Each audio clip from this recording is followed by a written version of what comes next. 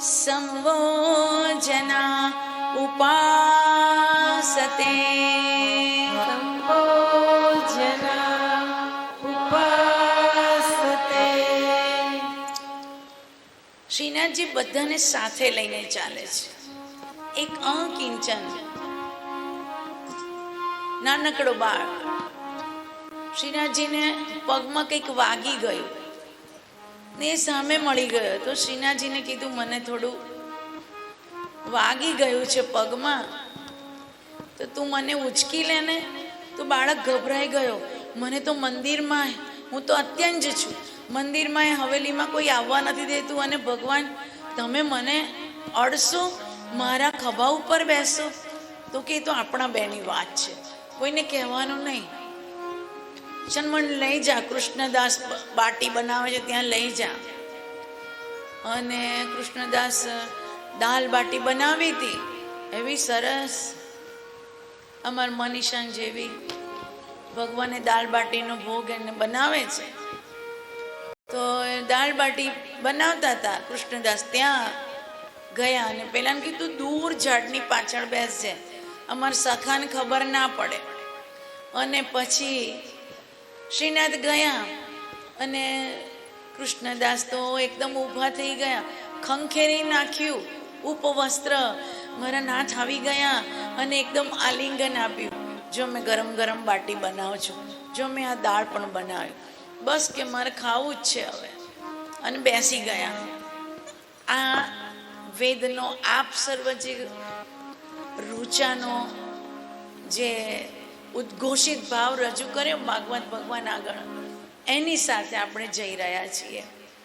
તો બાટી બનાવી હતી, પાતળ મૂકી, ઘી વધારે મૂકજે હા અમારામાં, મને આજે પેટમાં દુખે છે. હા હા. પછી ઘીમાં બરાબર કાણા પાડી અને મૂકી. પછી દાલ મૂકી અને શ્રીનાથજીને સામું જોતા જાય અને મૂકતા જાય. શ્રીનાથજીને પછી પૂરી થઈને એટલે પાછા લેવા ગયા. તો જેવા કૃષ્ણરસ લેવા જાય ને, એટલે જે બે મૂકી દી ને એ પાછળ ઉપવસ્ત્રમાં બાંધતા જાય. 4 મૂકે તો પાછળ 2 બીજી મૂકતા જાય. હવે કૃષ્ણદાસે તો જેટલી બનાવી ને, એક પણ એમના માટે રહી નહીં, કૃષ્ણદાસ માટે. કે આટલું બધું ગુસાઈ કાકા ભોગ ધરાવે છે, તને આ દાલ બાટી બહુ ભાવે છે, બધી પૂરી કરી નાખી, પેટ છે કે શું છે, પટારો. શ્રીનાથજી મીઠું મીઠું હસે છે, અને આ મીઠું મીઠું હસે ને એમાં કૃષ્ણદાસ મોહિત થઈ જાય. આટલી બધી ગઈ ક્યાં પણ 50-60 બનાવી હતી, બધી આખા વર્ષની ભેગી ખાઈ લીધી.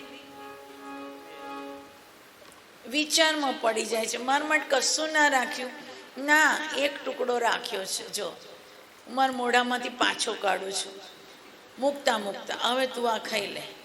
અને એક ખાધું દાળમાં બોળીને એને જાણે. હા, પુરુષોત્તમ માસની ભલી ભોળી મુગ્ધાને 8 કોઠે દીવા પ્રગટી ગયા, એવા કૃષ્ણદાસના શ્રીઅંગમાં દીવા પ્રગટી ગયા. અને એટલો આનંદ થયો, કારણ કે શ્રીનાથની જૂઠન ગાવા મળી. પણ હજી એમને તાળો બેસતો નથી કે આટલી બધી ગઈ ક્યાં. અને શ્રીનાથજી ઊભા થવા જાય ને તો પણ પેલી બાટી બધી બાંધી હતી, એટલે જલ્દી ઊભું નથી થવાતું. તો કૃષ્ણદાસ કહે છે આટલી બધી ખવાય.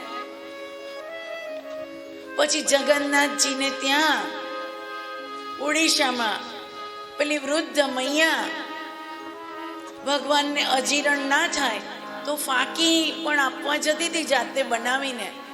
મને ફાંકી બનાવતા આવડતી નથી, પેટમાં સૂળું પડશે તો હું કશું નહીં કરું, હું સામે બેસી રહીશ.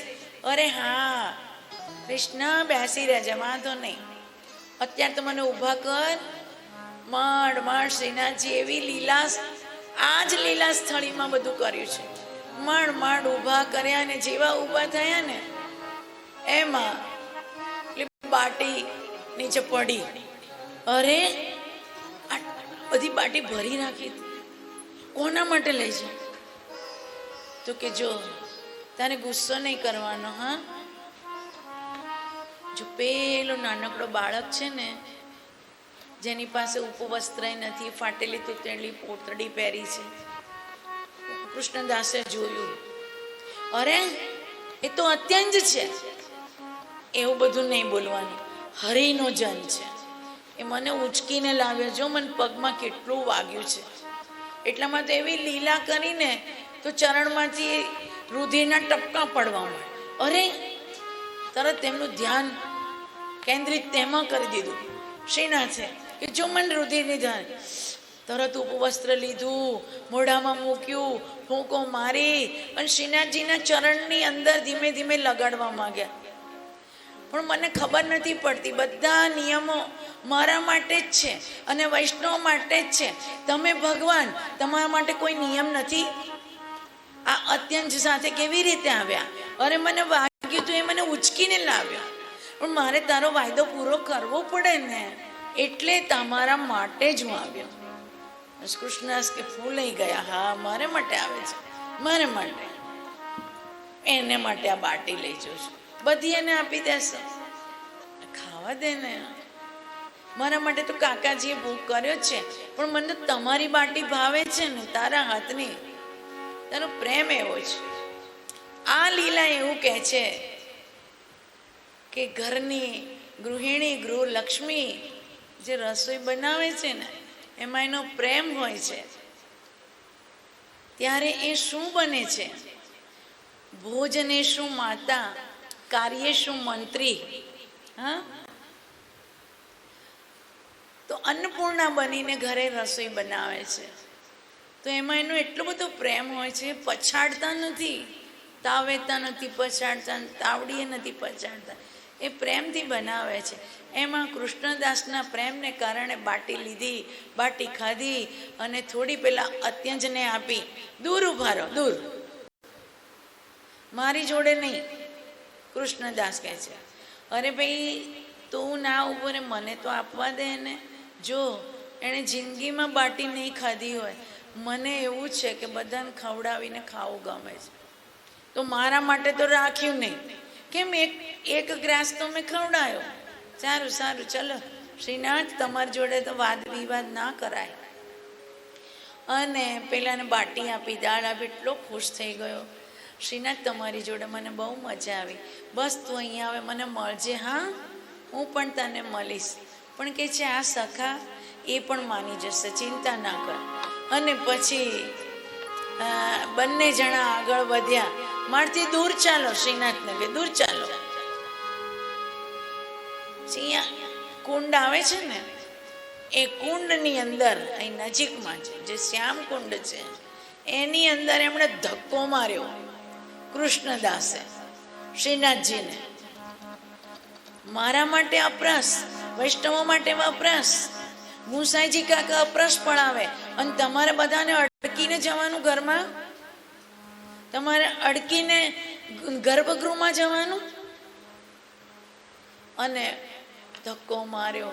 આ શું કર્યું?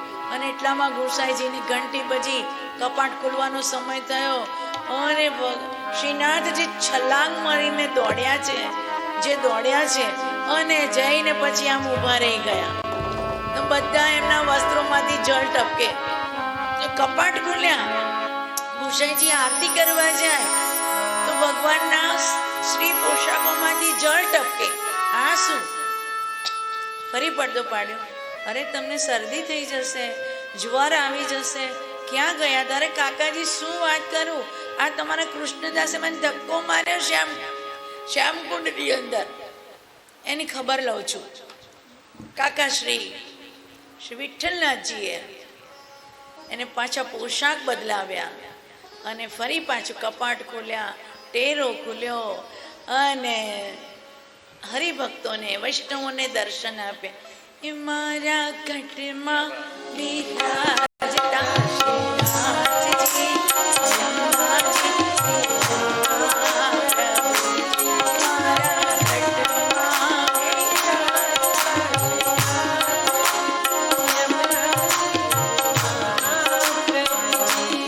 મારું મનડું છે ગોકુળ વન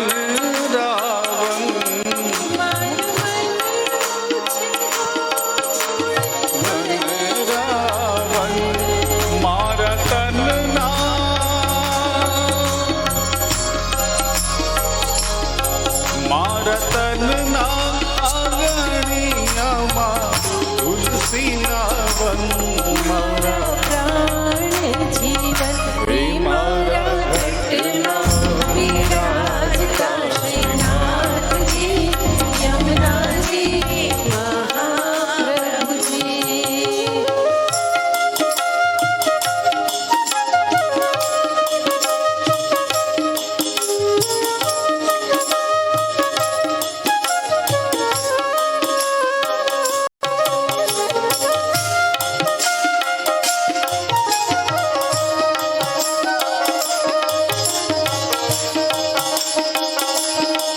આજે આ મેળા અંતિમ ક્ષણો ચાલુ થઈ છે અને અંતિમ ક્ષણોમાં 2 જણ લેવા આવ્યા છે. પાર્ષદો પણ આવ્યા છે અને યમદૂતો પણ આવ્યા છે.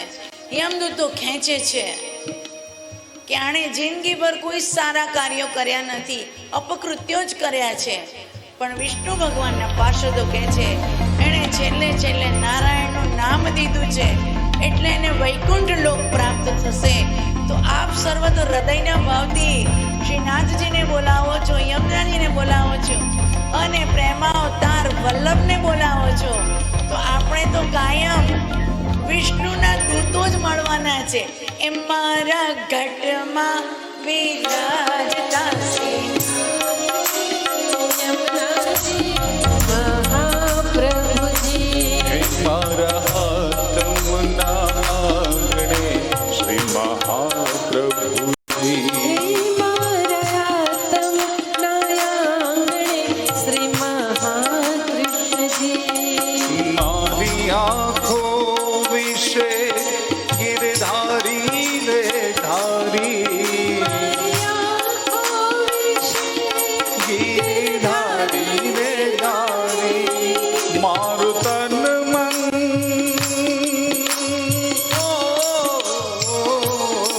મારું તન મન ગયું છે જેને વારી રે વારી મારા શ્યામ મુરારી મારા ઘટમાં વિરાજતા શ્રીનાથજી યમુનાજી મહાપ્રભુજી.